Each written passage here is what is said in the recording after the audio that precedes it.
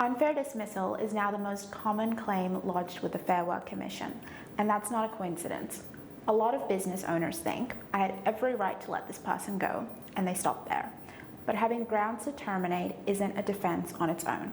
If the process wasn't handled properly, even a completely justified decision can end up costing you time, money, and reputation. It's not about whether you are right to act, it's about whether you can prove you acted fairly. It's genuinely changed the playing field. Employees are now using AI tools to draft and stress test their claims before they even launch them.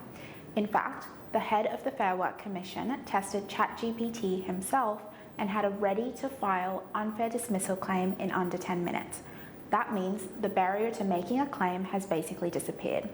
Employers can't rely on the assumption that most people won't bother.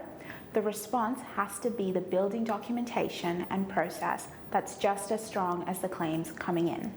The Fair Work Act test comes down to whether the dismissal was harsh, unjust, or unreasonable, and that's a process question as much as it is a substance question. So it's not just, did this person deserve to be let go? It's also things like, was there a valid reason? Were they told what the concern was? Were they given a genuine chance to respond? And was the process reasonable given the size and resources of the business? Miss any of those steps, and a decision that felt completely fair to you can be found unfair by the Commission. The biggest one is mismatching the type of dismissal to the conduct. Summary dismissal, so letting someone go on the spot without notice, only holds up legally for serious misconduct. If a business uses it for something less severe, a decision that was completely fair on the facts can become unfair purely because the wrong category was used. On top of that, if you employ fewer than 15 people, the Small Business Fair Dismissal Code is actually your strongest protection, but most owners have never read it, let alone followed it.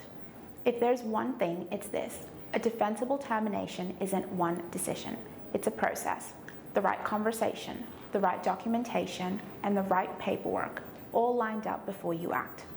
By the end of the session, attendees will know the actual legal test the Commission uses, how to match the dismissal type to the situation, whether the Small Business Code applies to them, and what a termination file needs to look like if they're ever asked to defend it. It's about walking into that next tough decision with confidence instead of guesswork.